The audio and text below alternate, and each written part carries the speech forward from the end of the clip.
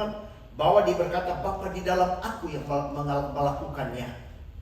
Sudah, jadi Yesus tidak dapat berbuat apa-apa tanpa kehadiran Holy Spirit dalam hidupnya. How God anointed Jesus of Nazareth with the Holy Spirit and with power. Jadi Yesus dalam pelayanan sebagai manusia tidak dapat berbuat apa-apa tanpa ini anointing. Who went about doing good and healing. All dikatakan. Who went about doing good and healing. All were oppressed by the devil. Saya katakan saya sakit, sudah banyak dokter saya pergi. Dari kecil saya pindah dan dokter saat ini. Karena banyak simptom saya alami. Begitu kalau oppressed by the devil, saudara. Banyak kali dokter ini bilang begini, dokter ini bilang begini, dokter ini bilang begini. Oppressed by the devil. Sudah. Akhirnya satu waktu datang pada seorang dokter ahli sudah dikasih oleh Tuhan. Dia katakan, oh minum obat ini. Dan simptom-simptom hilang, saudara. Simptomnya hilang. Tapi dia katakan seumur hidup harus hidup dengan obat ini. Apa penyebabnya kalau tidak ditreat? Dokter katakan sudah dikasih oleh Tuhan. Apa penyebabnya kalau tidak ditreat? Dia belum bisa kena cancer. Dia tahu gejala-gejalanya sudah dikasih oleh Tuhan. Dan ada power dalam hidup saya. Ini Tuhan punya grace more than enough, abundant. David receive abundance of grace, shall reign in life. Dia kata ini tidak bisa reign dalam hidup saya. Kenapa? Karena grace abundant dalam hidup saya. Dengan karena saya mighty, saudara. Sebab itu kita dilatih untuk mighty, saudara. Peperangan pun kita alami, kita mighty. Mighty dalam Tuhan, apapun. Kita tidak akan mundur, kita akan maju. Sebab Tuhan kita mighty, sudah dikasih oleh Tuhan. Tapi anointing, God anointed kita untuk doing good. Sudah dikasih oleh Tuhan. Saya punya latar belakang, tapi waktu sudah dengar ini firman Tuhan, sudah dikasih oleh Tuhan, maka sudah dikasih oleh Tuhan, saudara rasa atau tidak itu anointing ada dalam hidup saudara. Jadi conscious bahwa saudara anointed.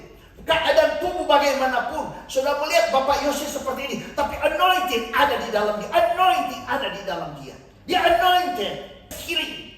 Tapi jika kita hargakan apa yang Tuhan berikan kepada kita, bisa terjadi saudara, disaster, apa saja. Tapi kita tahu bahwa kita anointed.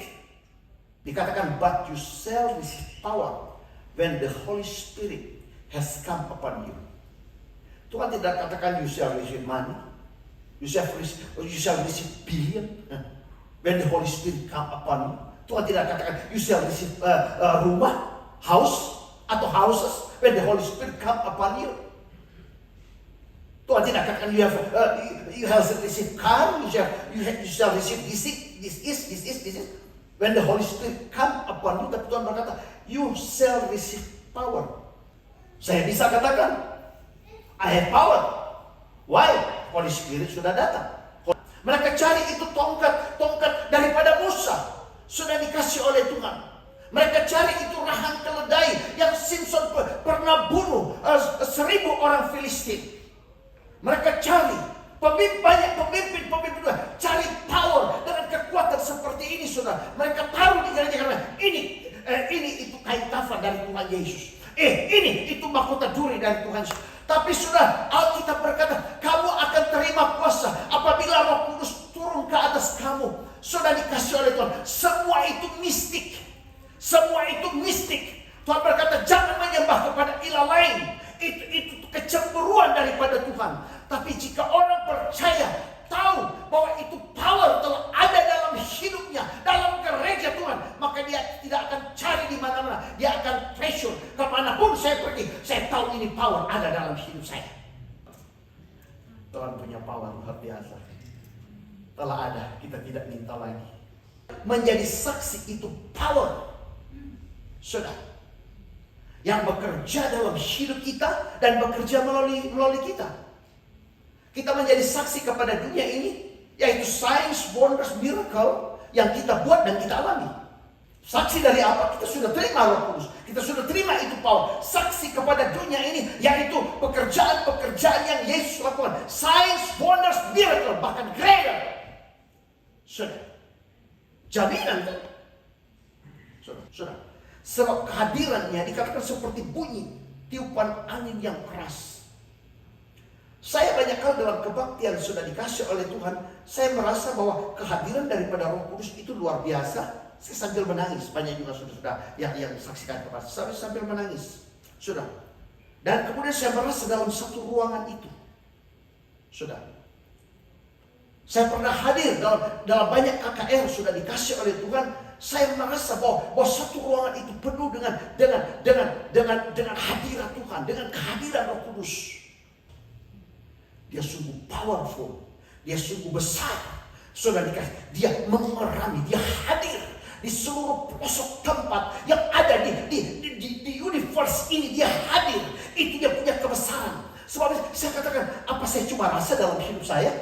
Tapi banyak kali dalam ruangan saya merasa dia punya presence dalam satu ruangan. Dan saya ingin selalu dalam gereja ini kita rasa dia punya presence. Dan karena dia ada di sini, dia terlalu besar. Dia luar biasa. Sebab saya katakan treasure dalam hidup kita. Lihat, seperti angin saudara yang memenuhi ruangan itu. Wow. Seperti elektrik, seperti api. Dia menghanguskan semua yang tidak baik, termasuk fire. Lihat kalau kita treasure, lihat kehadirannya dalam hidup kita. Sudah dikasih oleh Tuhan. Sekarang sudah lihat, sudah punya knowledge. Itu power yang ada dalam hidup kita. Sudah, dia bisa protect untuk this world. Dia bisa create, dia bisa berbuat sesuatu yang baik untuk this world. Itu power, itu luar biasa. Sudah treasure dalam hidup kita. And they were filled with the Holy Spirit and began to speak with other tongues, and the Spirit gave them utterance. Jadi Roh Kudus telah hadir, saudara, dan kemudian mereka buat mighty work. Sudah dikasih oleh Tuhan. Real, dia punya kuasa, dia punya power telah ada dalam hidup kita.